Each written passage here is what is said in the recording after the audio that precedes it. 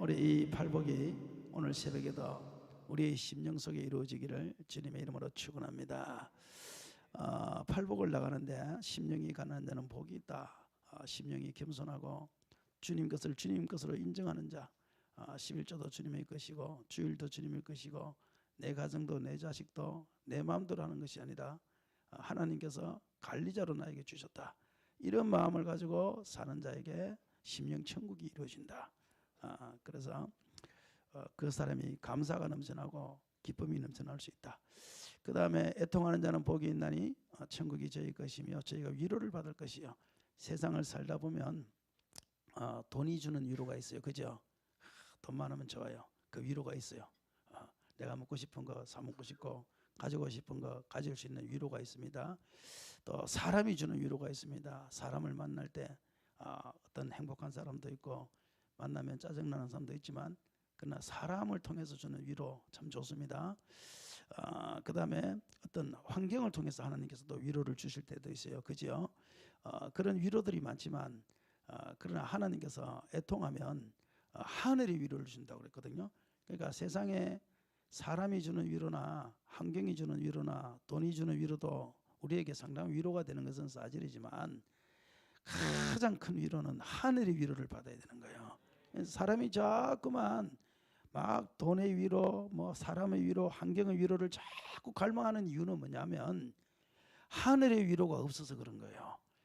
하늘의 위로가 있으면 나머지 다른 것의 위로는 있으면 좋고 없으면 그만이고, 그런데 하늘의 위로가 내 속에 없기 때문에 다른 위로가 나한테 갈급할 절실할 수밖에 없는 게 하늘의 위로가 없어서 그렇거든요. 그러니까 우리 오늘 주님께서 누구에게 하늘의 위로를 주느냐, 내가 애통하면 준다고 그랬으니까 하나님 앞에 나와서 어떤 문제가 있을 때 사람의 위로, 환경의 위로보다 하나님의 위로를 먼저 받는 저와 여러분이 되기를 주의 이름으로 축원합니다. 세 번째는 온유한 자는 복이 있다 그래서요. 사람이 따뜻해야 됩니다. 부드러워야 됩니다. 예수님께서도 나는 마음이 온유하고 겸손하니 라고 이야기했거든요. 그러니까 따뜻한 사람이 돼야 되는데 오늘날 너무 이 시대가 차가운 시대 아닙니까? 그래서 따뜻한 사람을 잡아나기 어려워요. 그 원숭이를 실험을 했대요. 원숭이를 실험했는데 원숭이 새끼에게 이 젖을 주는데 이 하나는 어미 원숭이처럼 만들어서 철사로 만들었답니다. 그리고 거기다 젖을 물리고 우유병을 물리고 그 원숭이가 먹을 수 있도록 그렇게 해놓고, 또 하나는 따뜻한 솜으로 만들었대요. 포근한 솜으로 만들었는데 거기도 우유병을 넣고 그 다음에 젖을 먹이는 실험을 했답니다. 근데 원숭이 새끼들이 첫날은 두 군데 다 가서 먹더래요.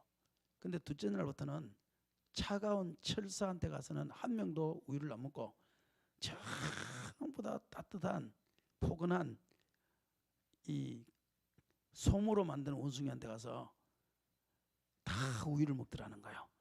그러니까 원숭이나 사람이나 따뜻한 것을 좋아하지 차가운 것을 좋아하지 않습니다. 저와 여러분이 다 따뜻하게 사시기를 바랍니다. 저는 상당히 냉철한 이 차가운 사람이거든요. 지금도 따뜻한 척 노력한다고 가면을 쓴다고 굉장히 힘듭니다. 사실은요. 힘든데 저는 사실 굉장히 냉철한 차가운 사람이 맞습니다. 왜냐하면 제가 가만히 생각해 보니까요, 제주도 어떤 목사님이 오시면서 누군지는 잘 기억이 안 나는데 오시면서요 저한테 선물로 준다고 책을 저한테 가져오셨거든요. 이게 목사들이 볼만한 책 있잖아요. 저한테 가져왔으면요, 그게 감사합니다고 이렇게 받고, 나중에 그게 내 책에 있는 책이면 그럼 뭐 다른 사람 주든지 또 쓸모없는 책이면 버리든지 그렇게 하면 될 거 아니에요. 일단은 감사합니다 받고 세상에 그 앞에서요, 이거는 있는 책, 이거는 쓸모없는 책, 세상에 그래가지고 주신 그 목사님 앞에서 그걸 내가 분리짓겠다니까요. 가져오신 목사님이요 얼마나 그 무한했겠습니까? 여러분 한번 생각해 보십시오. 누가 뭐를 선물로 줬는데 나한테 필요 없어도 내가 일단 감사합니다 받고 집에 가서 필요 없으면 쓰레기통에 버리든지 하면 되는 거잖아요. 그런데 세상에 그 주신 앞에서 내가 그 짓을 한 거예요. 세상에. 그러니까 그런 인간 옆에 어떤 사람이 옆에 오겠습니까? 한번 생각해 보세요. 그건 한 가지 단편적인 예지만 절대 그 사람 옆에 사람 없는 거예요. 그러니까 여러분 옆에도 만약에 사람이 없다 그러면 자기 자신을 한번 돌아봐야 돼요. 아, 내가 온유함이 있나 없나를 한번 돌아보시고, 저와 여러분이 온유하면 하나님께서는 땅을 기업으로 준다 그랬으니까, 온유하면 사업도 잘 되고, 온유하면 만사가 형통한 복을 받는 줄 믿으시고, 따뜻한, 내 마음에 맞지 않아도 내 생각과 틀려도 따뜻한, 누구든지 다가올 수 있는 그런 따뜻한 그러한 우리 성도들이 되기를 주의 이름으로 축원합니다. 그래도 너무 사기꾼들한테까지 따뜻하면 안 돼요. 사기꾼들한테까지. 그렇지 않은 일반적인 상황에서 이야기하는 거니까요. 그 다음에 온유한 자는 복이 있나니 그들이 땅을 기업으로 받을 것이요 의에 줄이고 목마른 자는 복이 있나니 그들이 배부를 것입니다. 우리는 다 줄이고 목마름이 있는데 사람이 살다 보면 계속 줄이고 목마릅니다. 뭐 사랑에 목마르고, 뭐 또 계속 더 먹는 것에 목마르고, 또 보는 것에 목마르고, 또 듣는 것에 목마르고, 또 배우는 것에 목마르고, 계속 목마른데 그 모든 것은 배우고 듣고 읽고 해도요, 그거는 끝이 없습니다. 사막에서 마치 모래를 먹는 것 같아요. 사막에 물이 없어서 모래를 먹으면 더 목마른 것처럼 그런 것들을 추구하면 더 목마르다 이 말이에요. 그런데 주님께서 의에 줄이고, 의라는 것은 예수님이고 의라는 것은 하나님의 뜻이거든요. 그러니까 내가 하나님의 뜻에 줄이고 목말라면 하나님께서는 배부를 것이다 이 말은요. 여기서는 영적인 것이니까, 배부르다는 것은, 영적으로 배부르다는 것은 만족을 이야기하는 거예요. 그러니까 내가 하나님의 뜻에 목말라하고 예수님의 목말라 하면 그 사람에게는 주님께서는 그 목마른 것만큼 비례해서 만족을 준다 그 말이거든요. 그러니까 쓸데없는 것들에 너무 목말라 하지 마시고, 우리가 날마다 하나님의 뜻에 목말라 하면 하나님께서는 거기에서 비례해서 나에게 만족을 주신다. 그래서 참 만족은 어디서 오느냐? 주님의 뜻에 있다는 걸 기억하셔서 우리가 먼저 그의 나라와 그의 의를 구하는데 최선을 다하시기를 주의 이름으로 축원합니다. 그런데 그 다음에 긍휼히 여기는 자는 복이 있나니 긍휼히 여김을 받을 것이며, 그러니까 하나님 앞에 기도할 때 긍휼히 여겨달라고 많이 기도하는데, 내가 긍휼히 받기를 원한다면 먼저 내가 다른 사람을 긍휼히 여겨야 된다. 다른 사람을 불쌍히 여겨야 된다라는 건, 내가 긍휼히 여기면, 불쌍히 여기면 하나님이 나를 불쌍히 여기고, 야고보서 2장에 긍휼히 여기지 않는 자는 긍휼 없는 심판을 하겠다 주님께서 말씀하셨으니까, 남들보다 내가 남을 더 불쌍히 여길 수 있다면 그것이 바로 긍휼의 은사다. 긍휼도 은사입니다. 그래서 그 긍휼의 은사가 가득한 저와 여러분이 되기를 바라고요. 그 다음에 그렇게 하고 나면 하나님께서는 마음이 청결한 자는 복이 있나니 그들이 하나님을 볼 것이요. 우리는 하나님을 보여달라 그러는데요, 정말 내가 마음이 깨끗해지면 정말 하나님 앞에 회개하고, 정말 하나님 앞에 깨끗한 마음을 내가 가지고 어떤 선한 일을 한다든지 하나님 앞에 선을 쌓는다든지 할 때, 그때요 정말 내가 10년 가운데서 하나님을 볼 수 있다는 것, 만날 수 있다는 것 여러분 기억하십시오. 정말 그렇지 않으면 절대 하나님 볼 수 없습니다. 우리가 하나님 어떻게 만나나요? 너 마음이 깨끗하면 돼, 청결한 마음을 가지면 돼, 회개하면 돼. 그래서 깨끗한 마음을 가지고 기도하다 보면 그 속에 하나님의 임재를 느낄 수 있다. 그러니까 오늘 이 새벽에도 여러분들이 깨끗한 마음으로, 청결한 마음으로 내가 기도하면, 그리고 그러한 삶을 살기를 위해서 작정하면 오늘 새벽에도 하나님 만날 수 있습니다. 여러분, 내가 가는 곳마다 주님을 만날 수 있다. 때로는 사람을 통해서도 주님 만날 수 있고요. 주님은 내가 깨끗하지 않으면 주님이 보이지 않습니다. 그러나 깨끗하면 어느 곳에 있든지 간에 필요할 때 주님께서는 만나주신다, 영으로 만나주신다라는 걸 기억하셔서 깨끗하게 살기를 위해서, 그래서 회개를 잘하시기를 바랍니다. 화평하게 하는 자는 복이 있나니 그들이 하나님의 아들이라 이끌음을 받을 것이요. 내가 서로 평화하십시오. 좀 싸우지 말고 싸움 딱이 되지 마시고 제발. 같은 말을 해도 너무 그렇게 짜증내면서 할 필요는 없잖아요. 정말 내가 가는 곳이 화평을 만드는 자가 되는데, 내가 가는 곳마다 싸움을 만드는 자가 되어서 되겠습니까, 여러분? 예? 그러니까 교회 안에도 보면 내가 좀 손해봐도, 내가 좀 불편해도 화평을 위해서 사는 사람이 있는가 하면요, 이게 싸우려고 교회 오는 사람이 있어요. 싸우려고 무슨 말을 하면 딱 싸우려고 전투태세를 취하는 분이 있어요. 있지요. 장로님 중에는 없기를 바랍니다. 그러면 당회가 시간이 너무 오래 걸려요. 그 한 분 때문에. 직원회 할 때 뭐 아무것도 아닌 그거 나중에 물어봐도 되는 거 아니에요. 그런데 그거를 갖다가 꼭 그 자리에서 물어가지고 앉아있는 모든 사람들이 시간을 다 낭비하는 그런 전투태세를 취하는 사람이 있어요. 제발 좀 그렇게 하지 마세요. 그렇게 하지 마시고 자리를 봐가면서, 분위기를 봐가면서 우리가 잘 그렇게 지혜롭게 말을 하고 그렇게 해야지. 그렇지 않으면 그 사람이 가는 곳마다 전부 다 싸움의 현장이 된다. 그 싸우는 사람이 꼭 싸우잖아요. 안 싸우는 사람은 한 번도 안 싸웁니다. 우리도 그 지방에 가보면 꼭 싸우는 사람이 싸워요. 그 속에 싸움의 영이 있나 봐요.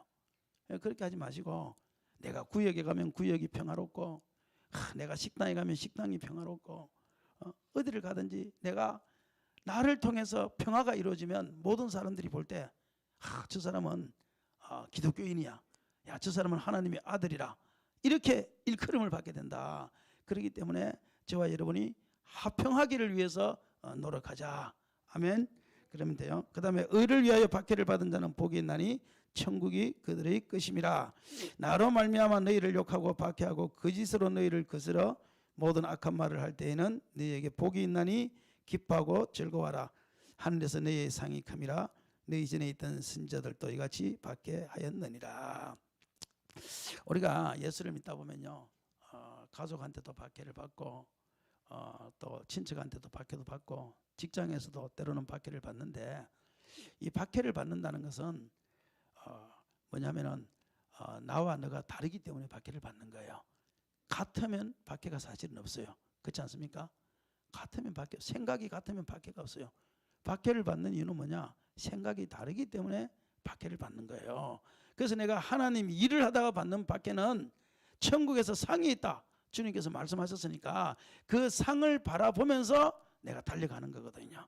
주기철 목사님이 감옥에서 기도한 내용을 보면 그 일본 사람들이 얼마만큼 많은 박해를 했고 얼마만큼 많은 이 고문을 했는가 하면은 그분의 일기장에 이렇게 써놨어요. 하나님, 이 고문을 통해서 하루, 이틀, 사흘을 견딜 수는 있어도 이런 사람이 견딜 수 없는 고문에 한 달을 견디고 두 달을 견디고 세 달을 견딜 수 있는 사람은 없습니다. 하나님, 차라리 나를 데려가 주세요. 그렇게 기도를 해요. 이 고문을 내가 견딜 수 없으니까 하나님, 차라리 자기를 데려가 달라는 기도를 할 정도로 그분은 박해를 받았고 고문을 받았어요. 7년 이상을 감옥에서. 그런데 마누라라는 사람이, 사모님이 찾아가서 당신은 하나님을 부인하려면 그곳에서 죽어라고 말할 정도로, 그 정도의 고문과 박해 속에서도 굴하지 아니하고 끝까지 신사참배하지 아니하고 그들에게 하나님을 전하면서 돌아가신 분이 바로 주기철 목사님 아니십니까? 우리 제주도에 이기품 목사님도 마찬가지죠. 70이 넘어서, 지금 70과 그때 70은 다르잖아요. 제주도 와서 돌에 맞아 죽을 뻔하고, 제주도 와서 사람들이 죽이겠다고 몽둥이를 들고 그 집을 찾아와서 둘러싸서 그런 고난을 당하면서도 끝까지 그곳에서 복음을 전해서 14교회를 만들고, 지금 제주도에 복음의 모든 씨앗이 시작이 그 이기품 목사님으로 인해서 시작됐고, 추자도를 가면은 추자도는 특별히요, 한동안 거기는 90% 이상이 예수 믿는 사람이었습니다. 그럴 때 그 추자도에 복음을 전했던 사람이 누구냐? 이기품 목사님이었단 말이에요. 얼마나 힘들었으면, 그 복음을 전하다가 힘들었으면 이분이 내가 육지로 가겠습니다 하고 편지를 썼단 말이에요. 편지를, 자기를 보낸 그 선교사한테 편지를 쓸 때 그 선교사가 이렇게 말합니다. 이기품 목사, 당신이 나에게 돌 던져서 돌이 턱에 맞아서 턱뼈가 부러진 상처가 지금도 남아있다. 당신도 똑같은 사람이었다. 당신이 오고 싶으면 내 턱뼈의 상처가 다 낫거든. 그때 올라오시오. 그 말 한마디에 다시 한 번 더 무릎을 꿇고 기도하면서 하나님, 내가 잘못했습니다. 나도 돌을 던졌던 사람이고 나도 죽이려고 했던 사람인데 남들이 나를 박해한다고 내가 하나님 불평하고 불만했습니다. 나를 용서해 주세요. 이렇게 기도했단 말이에요. 여러분 가만히 한번 생각해 보세요. 여러분도 예수님 만나기 전에 여러분의 마누라를, 부인을 박해했습니다. 여러분도 예수 믿기 전에 여러분의 자녀를 박해했습니다. 똑같이 우리도 박해했던 사람 아니겠습니까, 여러분? 그렇기 때문에 누군가 나를 박해하거나 누군가 나에게 몹쓸 말을 해도 하나님께서 나에게 상급을 주시려고 내가 이렇게 박해를 받는구나, 그런 마음을 가지고 기뻐하고 즐거워해라는 겁니다. 왜냐? 우리는 땅의 상을 바라보고 가는 사람이 아니라 하늘의 상을 바라보고 가는 사람들이기 때문에 그렇습니다. 그래서 우리가 오늘 이 새벽에 3일 동안 팔복에 대해서 제가 잘간잘간 씹지는 못했지만 듬성듬성 씹어서 제가 입에다가 넣어드렸으니까 여러분들은 이제 입에서 이빨이 있잖아요. 이빨을 가지고 잘근잘근 씹어서 잘근잘근 묵상하셔서 그 팔복이 나한테 이제 2026년 동안에 이루어지기를 위해서 기도하시면 정말 놀라운 하나님의 팔복을 경험하게 될 줄로 믿습니다. 우리 심령